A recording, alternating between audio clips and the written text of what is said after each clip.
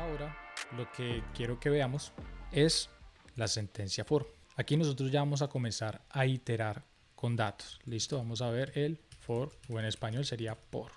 Démosle aquí for 3 puntos y 3 puntos, y lo voy a poner aquí en tantos puntos. Voy a poner aquí también unos 2 puntos, y aquí también unos 2 puntos. Esta es la sentencia for. Básicamente, ¿para qué sirve el for? El for lo que nos va a permitir es a trabajar con estructuras de datos, por ejemplo, como las listas, las tuplas, los diccionarios, las cadenas de caracteres o los conjuntos. Muchas veces nosotros vamos a tener conjuntos de datos, que al final en Python eso se traduce a estructuras de datos, ¿sí? Tales como ya los comenté antes, las listas. Y nosotros muchas veces no vamos a querer trabajar con ellas, digamos, de forma agregada, sino vamos a querer trabajar con los elementos de forma masiva que tienen estas estructuras por dentro. Entonces, aquí es donde entra a jugar esta sentencia for, ¿vale? Entonces, ¿cómo se escribe? Básicamente for, y va a definir primero una lista. ¿Listo? Vamos a llamarlo lista, y va a tener el número del 1 al 10. Entonces yo voy a for, ¿qué es lo que necesita? Básicamente utilizamos la palabra reservada for. Aquí nosotros vamos a nombrar una variable, que en este caso la vamos a llamar i, y vamos a utilizar otra palabra reservada que se encuentra in, y vamos a apuntar a ese objeto iterable o a esa variable que tiene la lista en este caso. ¿Sí? Yo pongo aquí la variable lista, 2 puntos, le digo imprímame i. ¿Qué es lo que estamos viendo acá? Básicamente lo que estamos viendo acá, si lo traducimos, digamos como al español, y lo hablamos, estamos diciendo por el elemento en la lista voy a imprimir cada elemento. ¿Sí? Este i viene representando cómo voy a llamar a cada uno de estos elementos. En este caso, cuando se ejecute este for, cada uno de estos elementos que están dentro de esta lista van a ser asignados automáticamente a la variable i. Yo voy a poder trabajar con esa variable como si fuese cada uno de estos cuando sea el momento. ¿A qué me refiero cuando sea el momento? Porque esta iteración se hace de forma ordenada.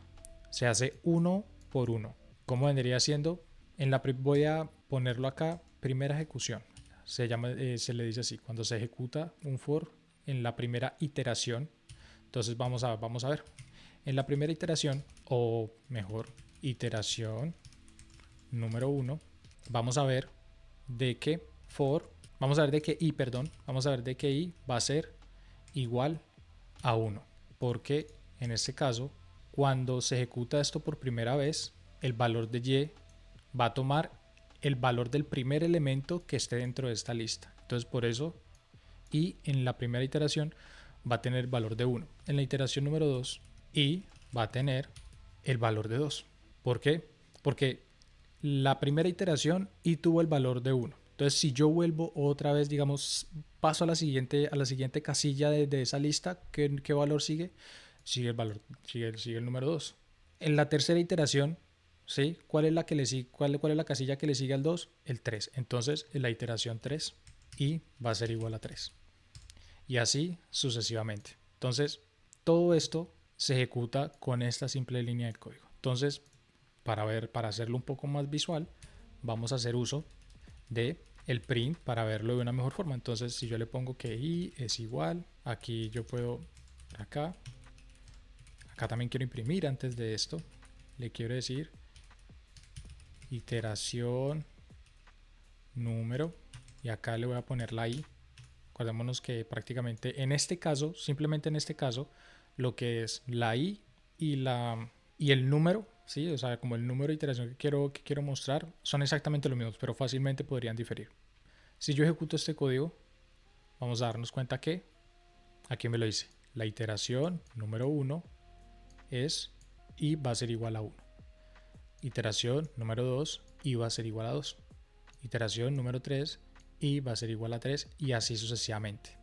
hasta el 10. ¿Vale? Vemos de que tenemos 10 elementos, entonces llegamos hasta el número 10. Entonces básicamente lo que nos permite hacer el for es decir, mire, por cada elemento que se encuentre en esa estructura voy a ejecutar o voy a hacer con ese elemento lo que yo le escribo aquí adentro. ¿Vale? Entonces vemos que no hay más, digamos, no hay más lógica detrás de la sentencia for hasta este punto. Es simplemente comenzar a trabajar con distintas estructuras. Por ejemplo, quiero dejar este ejemplo acá.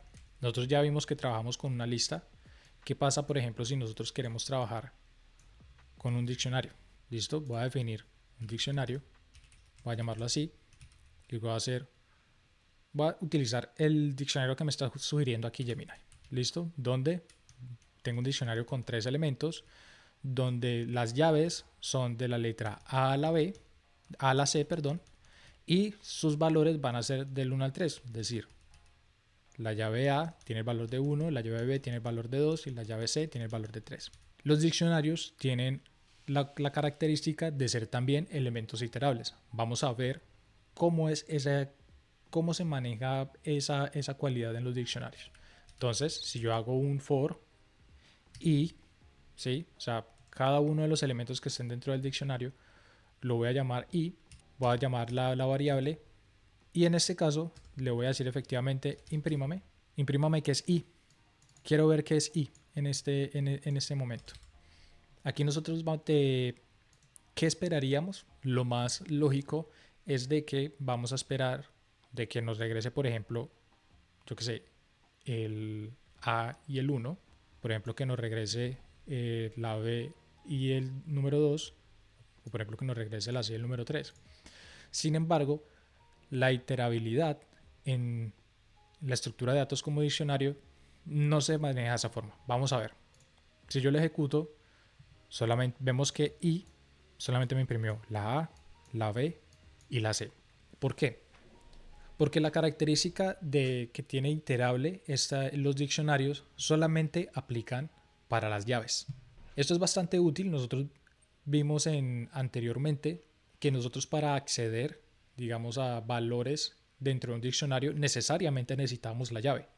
Es el objetivo principal de este tipo de estructura, es el de poder proporcionar una llave específica y obtener un valor al respecto. Entonces, vimos que necesitamos llave para obtener valor. Pero en cambio, ahora, con este control de flujo, con la sentencia for, nosotros vamos a poder acceder, digamos, de forma iterable, ¿sí? Digamos como de una forma masiva, de una forma secuencial, a los valores dentro de un diccionario. Entonces, ¿cómo nosotros accedemos al valor de un diccionario? Necesitamos el diccionario, ¿sí? Lo voy a copiar acá. Y nosotros accedemos a ese valor con corchetes cuadrados y la llave, ¿vale? Pero acordémonos en este caso de que la llave viene siendo representada por i. Y en la primera ejecución me va a representar a y en la segunda ejecución me va a representar b. Y en la tercera iteración me va a representar c. Y así sucesivamente. Entonces, si yo le paso aquí la i, ¿sí? Ahora lo que quiero es, para que nosotros podamos ver, vamos a decirle imprímame esto por consola para yo poder verlos acá. Voy a borrar esto. Y vamos a ver que ahora tenemos los valores.